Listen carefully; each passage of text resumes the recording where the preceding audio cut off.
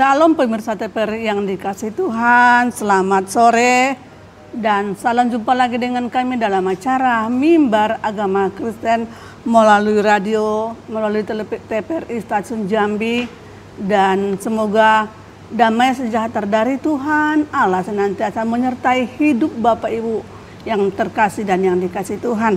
Dan seperti biasa kesempatan selama kurang lebih 30 menit ke depan kami akan menemani pemirsa dengan tema, sebagai tema kita pada saat ini, kuasa kebangkitan Kristus. Kuasa kebangkitan Kristus. Kita tahu sebagaimana Tuhan, kita tahu dan apa yang akan kita laksanakan dan rayakan pada akhir-akhir bulan ini, April sama Mei ini, sebelum nanti Tuhan Yesus naik ke surga. Namun sebelumnya saya akan memperkenalkan diri dulu sebagai narasumber kita pada sore hari ini. Beliau adalah Bapak Paulus P. Sibarani. Selamat siang menjelang sore, Pak. Selamat sore. Terima kasih, ya, selalu setia. Amin. Memberikan berkat buat pemirsa ya, Pak ya. Tuhan memberkati pelayanan Bapak, Tuhan memberkati luar biasa lagi. Ya, Pak ya. Amin, amin. Baik, kita nanti selama 30 menit ke depan kita akan menemani pemirsa seperti tema tadi. Kuasa kebangkitan Kristus. Pemirsa yang dikasih Tuhan, tadi saya katakan tema renungan kita pada saat ini, kuasa kebangkitan Kristus. Berhubung dengan kita pada saat ini masih dalam momen perayaan Paskah yang sudah kita rayakan Jumat Agung, dan hari yang ketiga, tepat hari Minggu kita akan merayakan Paskah, dan sampai saat ini momen perayaan Paskah masih tetap kita rayakan. Namun sebelum kita lanjut dalam acara materi kita, berkat Tuhan yang akan dibagikan oleh narasumber nanti, kita akan terlebih dahulu membaca firman Tuhan. Mari pemirsa, kita membuka Alkitab kita buka firman Tuhan dalam Injil kitab Matius pasalnya yang ke-28. Matius pasal 28 ayat yang pertama sampai ayat yang ke-9. Saya akan bacakan untuk kita semua. Matius pasal yang ke-28 ayat yang pertama sampai ayat yang ke-9. Demikian firman Tuhan. Kebangkitan Yesus. Setelah hari Sabat lewat, menjelang menyingsingnya fajar pada hari pertama minggu itu, pergilah Maria Magdalena dan Maria yang lain menengok kubur itu. Maka terjadilah gempa bumi yang hebat, sebab seorang malaikat Tuhan turun dari langit dan datang ke batu itu dan menggulingkannya, lalu duduk di atasnya. Ayat yang ketiga, wajahnya bagaikan kilat dan pakaiannya putih bagaikan salju. Dan penjaga-penjaga itu gentar ketakutan dan menjadi seperti orang-orang mati. Akan tetapi malaikat itu berkata kepada perempuan itu, janganlah kamu takut, sebab aku tahu kamu mencari Yesus yang disalibkan itu. Ayat yang ke-6. Ia tidak ada di sini, sebab ia telah bangkit sama seperti yang telah dikatakannya. Mari, lihatlah tempat ia berbaring. Ayat yang ke-7. Dan segeralah pergi dan katakanlah kepada murid-muridnya bahwa ia telah bangkit dari antara orang mati. Ia mendahului kamu ke Galilea, di sana kamu akan melihat dia. Sesungguhnya aku telah mengatakannya kepadamu. Mereka segera pergi dari kubur itu dengan takut dan dengan sukacita yang besar, dan berlari cepat-cepat untuk memberitahukannya kepada murid-murid Yesus. Ayat yang ke-9. Tiba-tiba Yesus berjumpa dengan mereka dan berkata, salam bagimu. Mereka mendekatinya dan memeluk kakinya serta menyembahnya. Demikian firman Tuhan. Berbahagialah kita yang mendengarkan dan melakukan firman Tuhan siang dan malam dalam kehidupan kita. Bapak narasumber, tadi pembacaan firman Tuhan mengenai kebangkitan Yesus. Ya. Bahkan tadi di ayat yang pertama jelas-jelas dikatakan, ada di sana dikatakan fajar hari ketiga pada saat itu dikatakan Maria dan yang lain. Nah mungkin sekarang Bapak Pendeta bisa menjelaskan apa peran perempuan yang sangat jelas-jelas mungkin pada zaman dahulu dalam proses kebangkitan Tuhan Yesus ini. Karena di sini saya lihat tadi firman Tuhan ini yang dijelaskan pertama sekali perempuan ya Pak ya. Bagaimana peranan perempuan itu pada zaman dahulu. Dan mungkin nanti kita akan kaitkan peran perempuan itu zaman sekarang ini. Oke, baik. Selamat sore buat seluruh pemirsa TVRI Jambi dimanapun bisa mendengarkan siaran ini, terutama umat Kristiani. Jadi kita memang masih dalam suasana Paskah. Baik, sebagaimana kita tahu dari pembacaan firman Tuhan bahwa Yesus itu benar-benar bangkit, ya, dan itu disaksikan, dibuktikan oleh murid-muridnya. Jadi kalau ada orang berkata Yesus nggak bangkit, nggak benar itu tidak benar. Tapi betul-betul dibangkit oleh Kristus. Nah, dan di sini kita melihat memang orang yang pertama untuk menyaksikan kebangkitan itu adalah para perempuan, murid-murid Tuhan yang kebetulan perempuan. Ada juga murid yang laki-laki, tapi nanti menyusul. Nah, jadi waktu mereka ke sana, memang kubur itu sudah kosong dan mereka berjumpa dengan malaikat. Ditanya, mengapa kamu mencari dia? Dia nggak ada di sini, dia sudah bangkit. Nah, lalu akhirnya dia diberi pesan ayat yang ke-7 tadi itu, segera dikatakan pergilah kalian, tunggu di Galilea, di sana kita nanti akan berjumpa, dikatakan. Nah, jadi pemirsa sekalian, sebenarnya Yesus sebelum jauh dia disalibkan, dia sudah berpesan bahwa nanti anak manusia akan disalibkan, tapi hari ketiga akan bangkit, dan kita akan berjumpa di Galilea. Nah, namun murid-murid ini kayaknya kurang percaya. Masih pergi juga, atau memang mereka ingin membuktikan ya. Pergi mereka ke kuburan membawa rempah-rempah. Benarkah? Nah, seperti yang diberitakan oleh Tuhan sebelumnya? Mungkin ada pertanyaan begitu. Jadi ternyata memang mereka bawa rempah-rempah ini yang nggak berguna karena sudah bangkit. Gitu. Nah, kembali kepada pertanyaan Ibu tadi itu, bagaimana peran perempuan? Tentu sangat penting sekali. Karena di sini dikatakan tadi, pergilah kamu, sampaikanlah berita ini kepada murid-murid yang lain bahwa Yesus sudah bangkit, nanti kita jumpa di Galilea. Jadi artinya gini, para perempuan mendapat tugas untuk menyampaikan pesan kebangkitan Kristus. Luar biasa ya Pak ya, luar biasa. Pesan yang pertama sekali disampaikan oleh Tuhan adalah kepada para perempuan. Berbahagialah pemirsa sebagai ibu-ibu yang dikasihinya Allah. Jangan sempat kesempatan yang Tuhan berikan buat kita pada saat ini kita buang seperti itu Pak ya, kita syukuri ya Pak ya. Betul. Nah, jadi memang betul para perempuan ini pergi menjumpai murid-murid yang lain kepada seluruh ring satu dulu lah gitu ya, keluarga terdekat. Petrus bilang nggak mungkin itu katanya. Kurang percaya berarti. Dia nggak percaya, dia pergi lari lagi ke kuburan tuh. Ditengoknya benar udah kosong. Membuktikan. Gitu. Jadi memang betul-betul sementara kan kuburan itu masih dijaga sama tentara Romawi gitu. Pada saat itu ya. Nah, memang akhirnya para tentara Romawi ini kan merasa seperti gimana ya? Mereka tidak berhasil gitu kan, kok isu ini bisa sampai bangkit gitu kan, padahal maksud mereka itu kalau bisa jangan ada kebangkitan itu. Nah, maka mereka buatlah kabar-kabar bohong, katanya mayat ini dicuri malam-malam itu nggak bangkit. Nah itu, tapi apapun itu rekayasa manusia, murid-murid adalah saksi mata menyatakan bahwa Yesus benar-benar bangkit. Dia adalah anak domba Allah yang sudah dikorbankan untuk menghapus dosa manusia, dan pada hari ketiga dia bangkit, dan ini sebagai tanda kemenangan, tanda bahwa Tuhan menang berkuasa atas maut. Nah itu saya kira pertama dulu bagian awal dari mana peran perempuan ini di dalam proses kebangkitan Kristus. Dia saksi utama dan mereka mendapat tugas.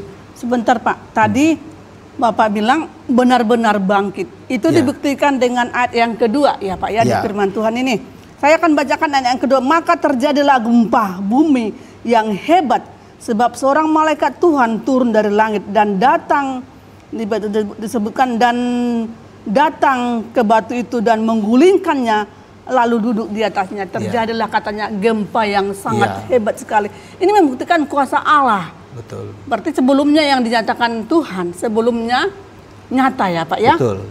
Ya. Nah, jadi para murid-murid ini sekali lagi memang iman mereka masih diwarnai banyak keraguan, ketidakyakinan ya. Jadi tetapi sekali lagi dengan adanya peristiwa kebangkitan ini, walaupun sengaja dicoba ditutupi, dikatakan itu imam-imam kepala itu cuma memberikan sejumlah uang kepada para tentara ini, dibuatlah isu bahwa Yesus enggak bangkit.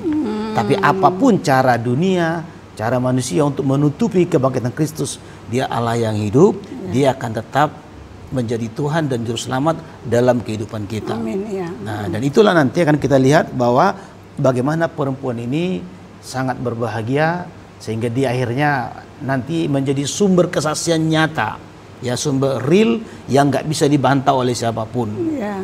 Yang nanti juga akan menjadi dituliskan dalam kitab yang kita bisa baca hari ini. Mereka inilah saksi asli, saksi semula yang melihat peristiwa itu betul-betul ada di lapangan. Jadi bukan hanya katanya-katanya atau cerita turun-temurun, tidak. Mereka saksi nyata di lapangan itu.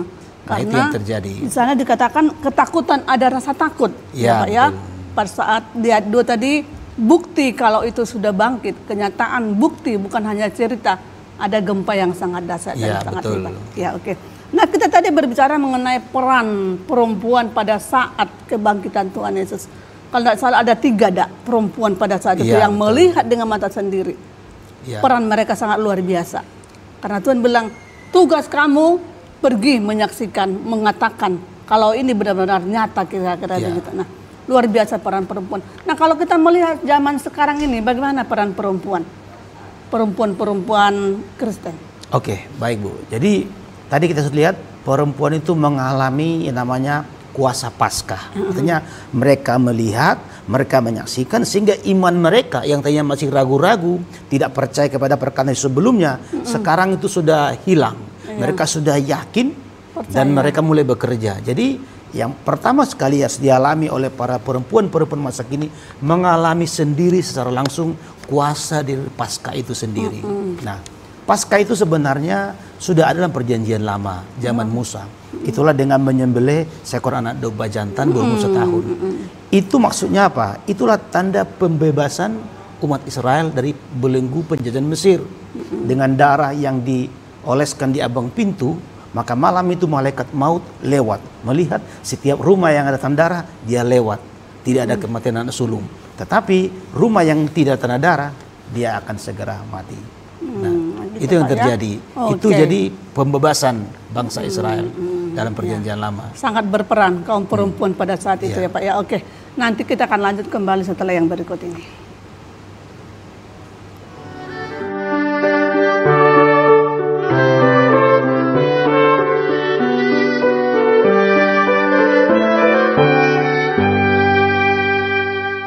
Terima kasih pemirsa yang dikasih Tuhan, masih tetap bersama dengan kami dalam acara Mimbar Agama Kristen.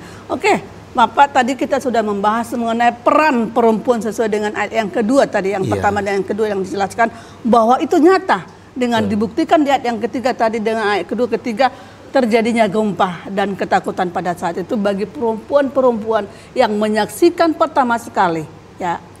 Itu tugas, berarti sungguh sangat mulia Pak ya. Nah, kalau kita melihat sekarang ini bagaimana peran perempuan pada saat ini dalam kehidupan, mungkin dalam gereja, pelayanan dan lain sebagainya, apakah sama seperti zaman dahulu?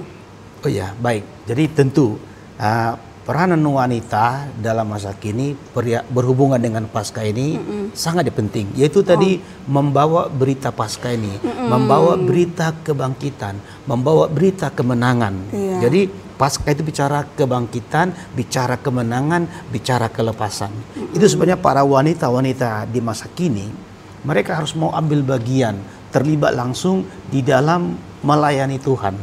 Tentu ditandai dengan kehidupan yang sudah dibebaskan. Ya, dibebaskan dari kehidupan dosa, dari kehidupan belenggu dan segala macam. Karena ini semua akan menjadi hambatan. Karena setiap perkataan-perkataan yang kita sampaikan, terutama oleh para perempuan, jika itu bukan menjadi pengalaman nyata, itu nanti akan dibantah. Nah, ada satu contoh di Alkitab dalam Yohanes pasal yang keempat, ada seorang perempuan Samaria. Perempuan ini sebenarnya secara moral sangat buruk. dia dalam tanda petik wanita ini suka kumpul kebo. Iya, yang mempunyai suami lebih dari 5. Iya, tetapi nggak ada yang resmi satupun. Iya. Tetapi ketika dia bertemu dengan Yesus di sebuah sumur, dia mengalami perjumpaan dengan Tuhan, dia mengalami pertobatan. Lalu hidupnya diubahkan, pikirannya semua orientasi diubahkan. Lalu dia pulang ke kampung halamannya, lalu dia cerita kepada orang-orang tetangganya semua, hei lihat di sana dia ada Mesias Juru Selamat itu.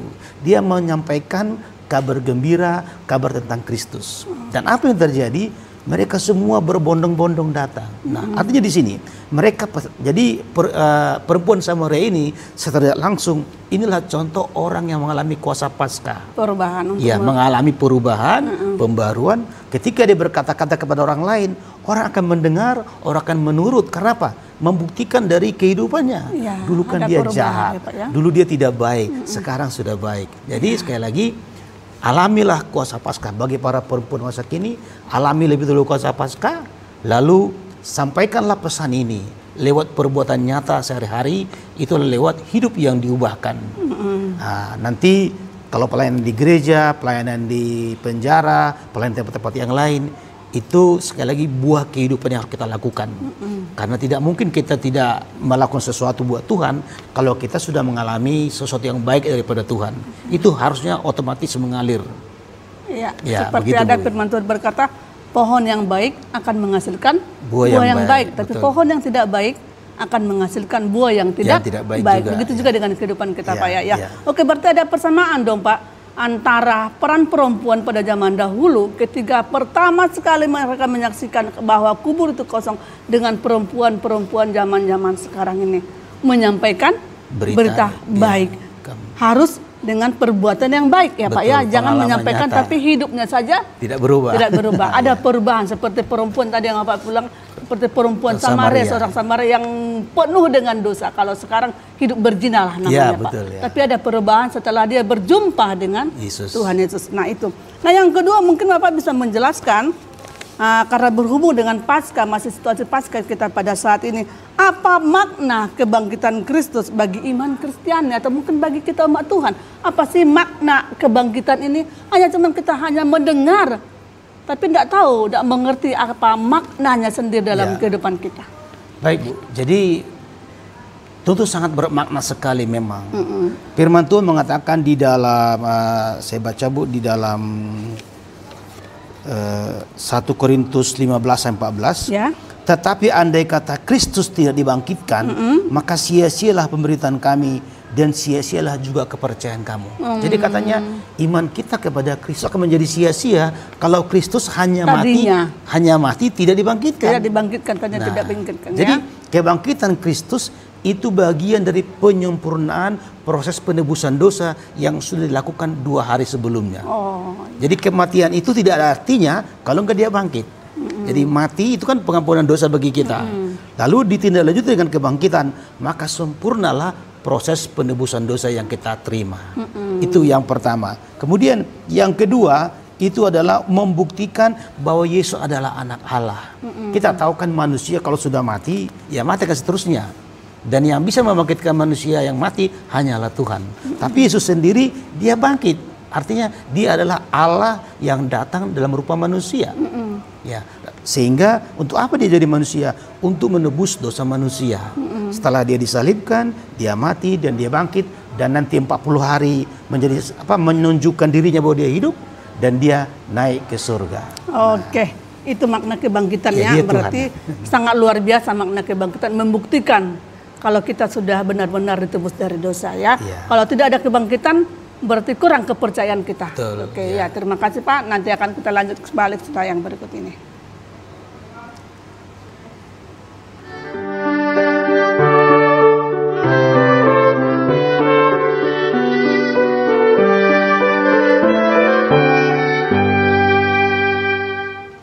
Oke, tadi kita sudah memaknai, tadi mengerti dan memahami akan apa arti dan makna kebangkitan itu sendiri dalam kehidupan kita ya Pak ya.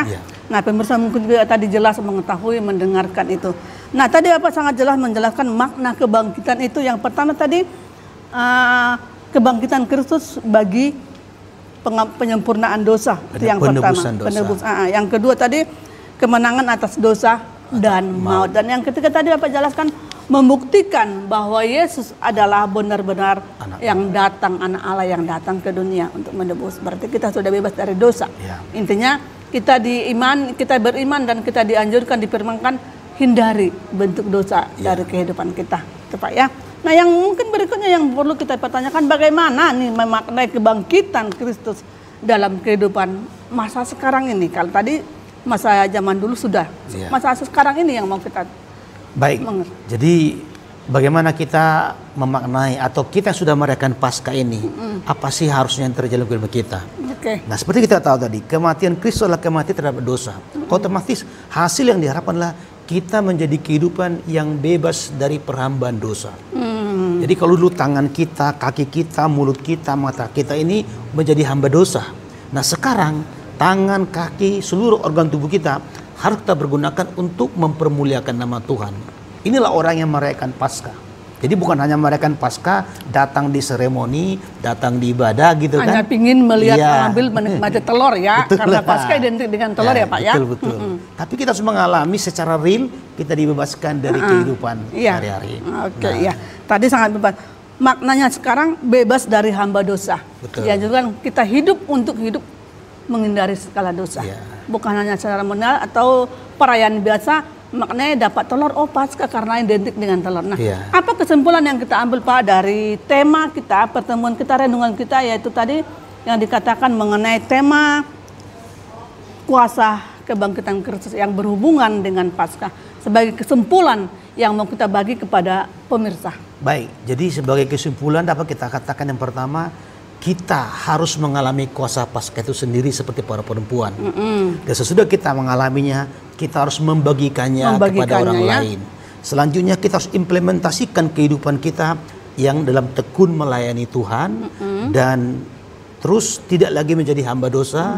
Terus hidup dalam pembaharuan sampai nanti Maranatha Tuhan datang pada kali kedua menjemput gereja Tuhan. Itulah orang mengalami Paskah. Itu ya. Jadi menjadi saksi Kristus dan mengalami perubahan hidup, oleh pembaruan sampai Maranatha. Bebas dari hamba dosa. Betul, ya Pak, bebas dari hamba dosa yang berarti dari segi perbuatan tubuh, jasmani dan rohani kita ya Pak ya. Iya, betul. Nah, ini yang mau diingatkan kepada kita sebagai anak-anak Tuhan, pemirsa yang dikasihi Tuhan. Inilah makna Paskah yang mau kita rayakan pada saat ini, bebas dari perhambaan dosa.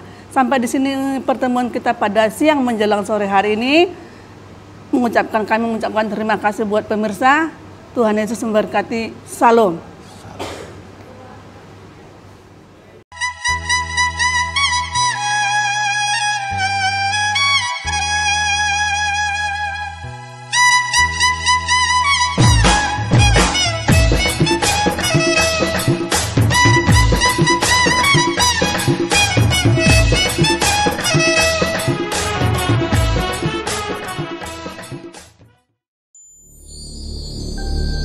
Audio Jungle.